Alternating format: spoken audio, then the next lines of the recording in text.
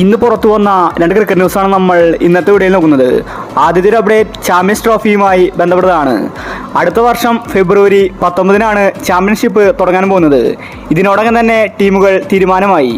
പക്ഷേ ഇപ്പോഴും കുഴപ്പമായിരിക്കുന്നത് വേദികളുടെ കാര്യത്തിലാണ്. ഇത്തവണ പാകിസ്ഥാനിലാണ് ചാമ്പ്യൻസ് ട്രോഫി നടക്കുന്നത്. എന്നാൽ BCCI പാകിസ്ഥാനിലേക്ക് പോകില്ലെന്ന് ICCയെ അറിയിച്ചു കഴിഞ്ഞു.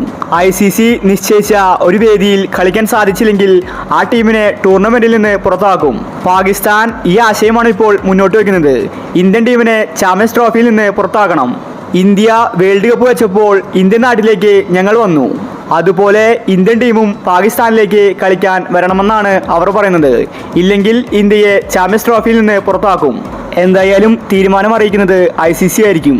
ICCയുടെ നിലപാടനുസരിച്ചായിരിക്കും ഇന്ത്യയെ മാറ്റി നിർത്തണോ അല്ലെങ്കിൽ ടൂർണമെന്റ് പാകിസ്ഥാനിൽ നിന്ന് മാറ്റും.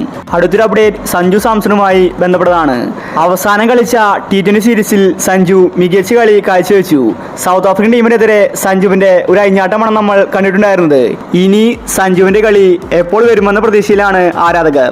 സഞ്ജു സെഞ്ചുറി അടിച്ചാലും അവരുടെ സൂപ്പർ താരങ്ങൾ തിരിച്ചു വന്നാൽ BCCI സഞ്ജുവിനെ ഒഴിവാക്കാറുണ്ട്. അതാണ് BCCയുടെ പതിവ്.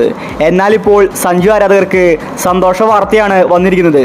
സഞ്ജു സാംസൺ വീണ്ടും ഇന്ത്യൻ ടീമിൽ എത്തിയിരിക്കുകയാണ്. ഇംഗ്ലണ്ടുമായിട്ടുള്ള T20 പരമ്പരയിലാണ് സഞ്ജുവിനെ ടീമിലേക്ക് എടുക്കുന്നത്.